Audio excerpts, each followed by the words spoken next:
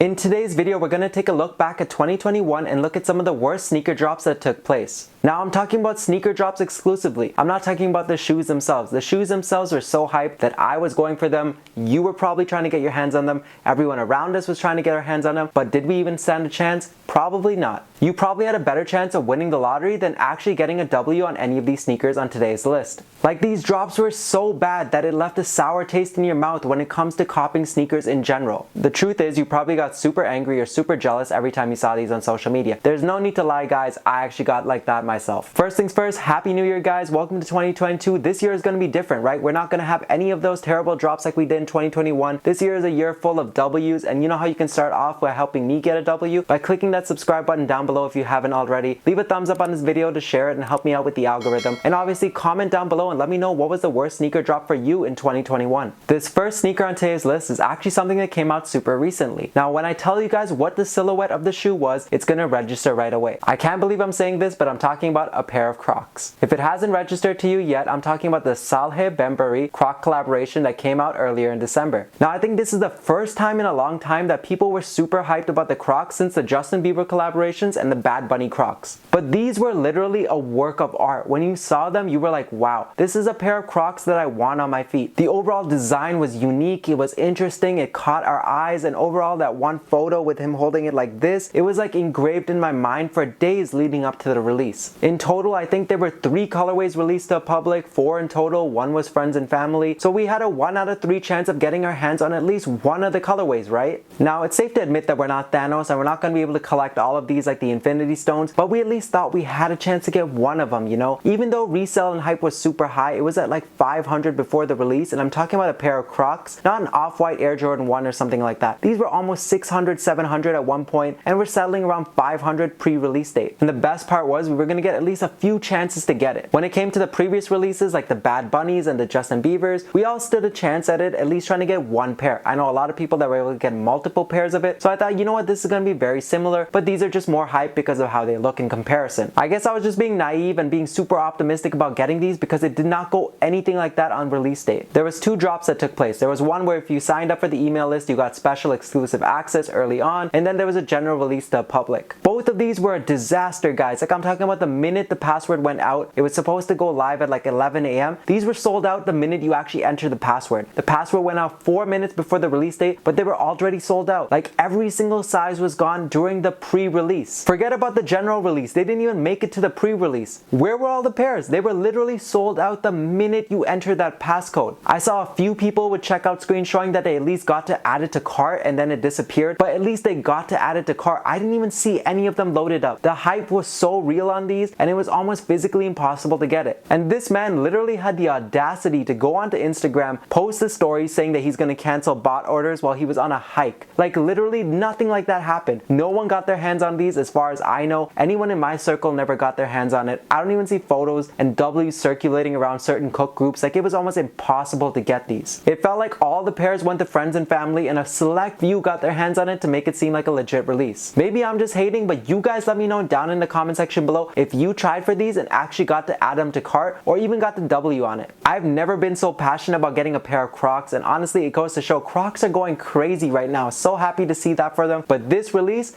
was just terrible. Now, I want to take a second to stop talking about the worst sneaker drops and highlight one of the best sneaker drops to take place in 2021. I'm talking about one of the best releases of all time this year, which was the A Ma Maniére Jordans. Honestly, if you went for the 3s or the 1s, this was one of the best experience as a manual user. They actually switched their domain name, so you actually had to manually enter the site. Bots weren't able to preload the site or anything like that. I know as an international user it sucks because most of these sites actually have American shipping only, but overall I was so happy to see how easy it was to check out these shoes. Some people even got 2 pairs. Like, I'm honestly not mad about that. The fact that they were to manually go on the site, check out 1 pair and then go back again and check out another pair just goes to show how nice and smooth the process was. Now, do I get mad at the people for checking out 2 pairs if they're able to? Of course not. If you're able to pay for your personal pair with a resale pair, by all means go for it. That's just smart in my opinion. You're saving your personal money and you might be even making some extra money on the side for future releases. But this checkout process was so smooth, it was crazy. It gave us all a chance again. Everyone was feeling hyped after after this. They were able to touch one of the best collaborations of the year and one of the most high quality Jordans of all time and put it on their feet if they wanted to, or resell it because they manually tried for it. You don't get to hear W's like that often, especially so many of them. I'm sure a lot of you that are watching it actually went for the A Ma Maniéres and were actually able to get one pair themselves. Especially if you're in the States, come on, I hope you were able to get at least one of the 2 releases that took place this year. Now the next one I'm going to talk about is actually the last sneaker on today's list. There was actually only 2 in my opinion this year that were so bad that they deserve to be in this video. The rest of them are kind of okay in my opinion. This is just not your regular sneakers out. These ones are so terrible that they deserve to be mentioned and get the spotlight. Now this is by far one of the worst sneaker releases to date, and Nike actually just turned their backs on us when it came to this release. If you guys don't know which one I'm talking about by that statement, I am talking about the Trophy Room Air Jordan 1s. Leading up to this release, we saw a bunch of resellers start to post early pairs in their hands. I think Benjamin Kicks had like 500. The whole floor and ceiling were lined with Trophy Room Air Jordan 1s everywhere, and we're like, okay, that's one reseller, and then another reseller basically had their own setup doing the exact same thing, and then another one, and it just kept multiplying till there were like almost 500 resellers at one point with like a bunch of pairs, and we were like, is there any actually going to go out to the public? On a side note, I actually had a chance to purchase these for around 3,000 Canadian dollars pre-release date, but at the time I thought that was way too much to invest in one single pair of sneakers. I actually thought that if I entered the raffle, I would have a chance to get a W on these. Boy, was I wrong about that, because I couldn't even enter the raffle if I wanted to. This was probably one of the most blatant backdoors that ever took place, and Nike just turned their backs on it because it was Michael Jordan's son. We didn't even stand a chance, and that's the thing that really annoys me about the sneaker release. And after all the bad PR from this release, they basically tried to come out with this stupid blue lace thing where basically if you had the blue laces, it came from the retail store and the rest of them were supposed to be fakes, but StockX accepted it even if you didn't have blue laces with your pre-release pairs. Even though we all moved on to the next release, to be honest with you, every time I hear the word Trophy Room, it leaves a sour taste in my mouth. And that's a wrap for today's video, guys. That was some of the worst sneaker drops in 2021 in my opinion. Let me know what yours were down in the comment section below. I'll be reading all of them to see which one they were. I'm putting it out there now, guys. We're going to get a lot of W's this year, and 2022 is going to be a lot better in terms of sneaker releases than 2021. I'm really believing in that, guys. I got my fingers crossed, but at the end of the day, I'm going to look back at this a year from now and see if I was right. I'm super excited to see where this channel grows this year, and I'm really excited to make more content for you guys. If you plan to watch more videos today, make sure to check out some of the recommended ones I have for you at the end of this one. And as always, guys, make sure to like,